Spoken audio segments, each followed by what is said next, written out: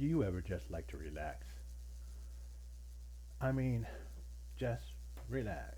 Maybe take a day off where you're not really doing anything. Maybe even laying around the house. Do you find it hard to do that? Do you find yourself ridden with feelings of guilt just when you decide to take a day off? Are you afraid that you'll never work again or never want to work again if you ever relax? If you do, you are a victim of a system that has been using us like horses or cattle or camels or elephants to get work done, forcing us through trickery to do it instead of allowing us to do the work that completes us, fills our souls. Today, that's the type of work we need to do.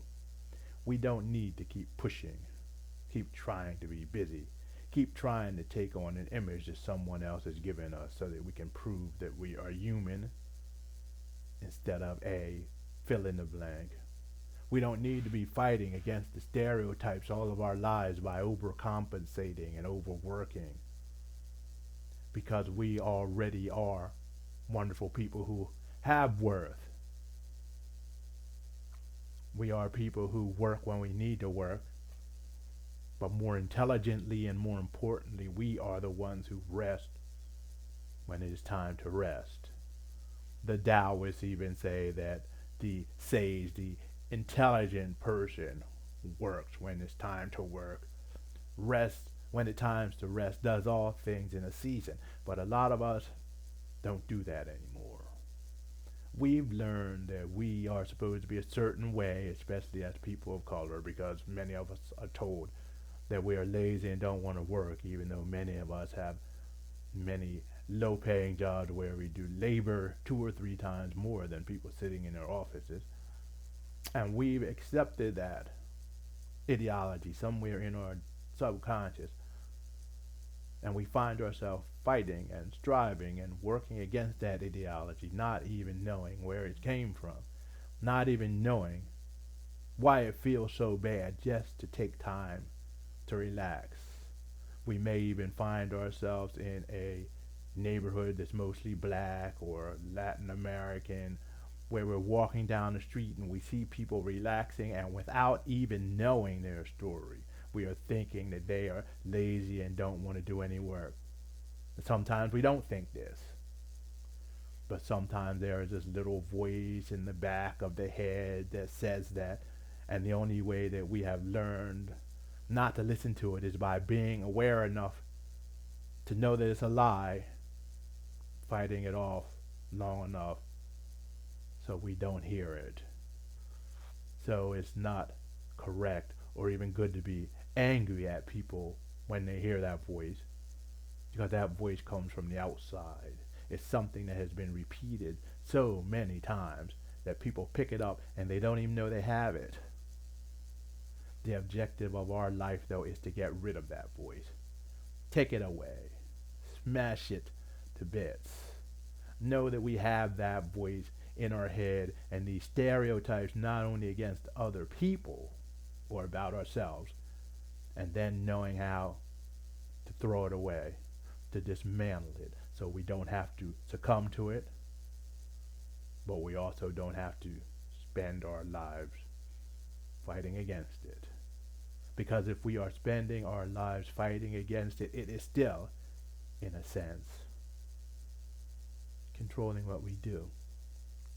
We, as African Americans in this society and any oppressed group, have to become totally free of the influences of all of the negative stereotypes that have been cultivated and spread from the dominant culture. We must be totally free of most of those belief systems that serve to destroy and separate instead of to bring together and to nurture. And only we can do this on 2 levels. On the individual level, by working within ourselves to get rid of those ideas, and on the community level. It is mandatory that we begin to work to create real community, not politeness, not grinning when we see each other and running when we see the other one needs help.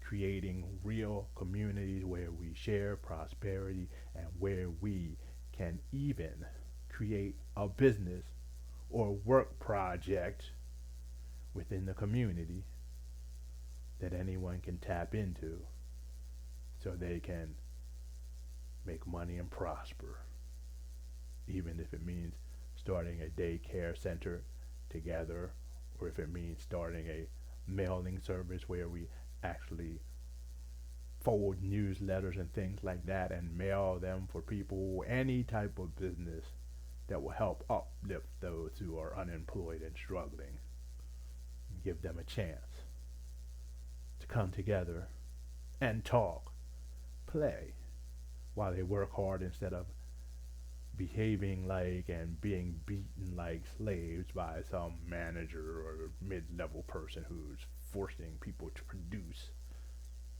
not realizing that the real profit is not only in the form of money, but it's in the form of community and enjoyment. And so this is something I would like for all of us to consider, of every race and ethnicity.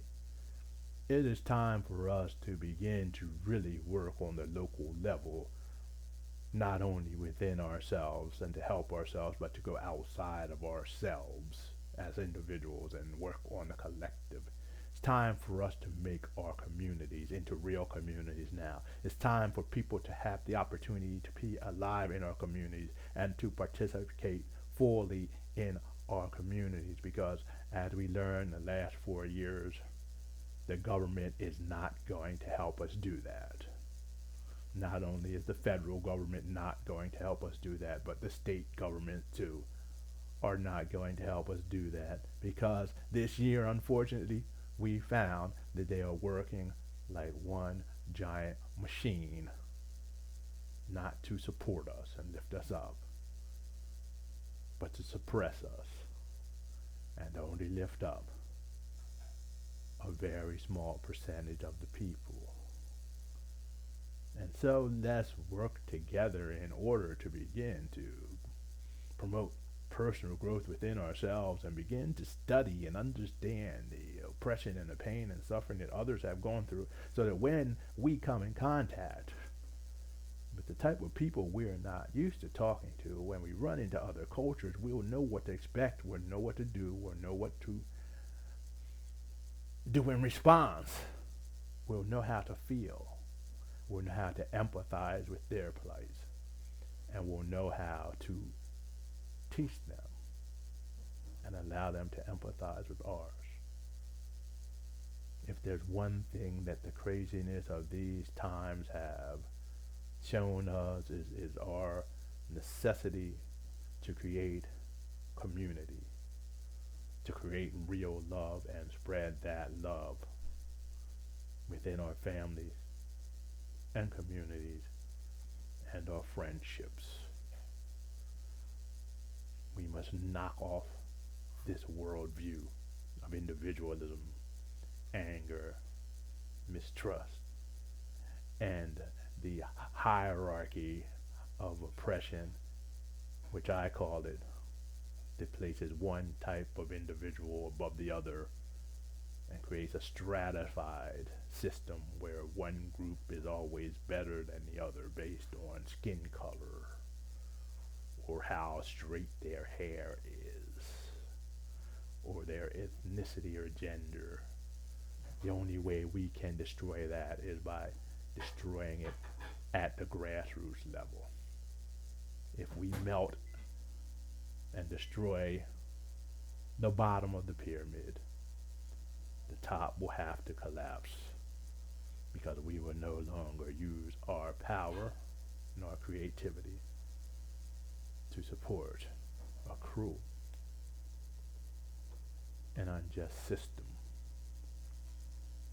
It's time for us to stop striving and fighting and running to prove that we have worth, and to prove that we're not lazy.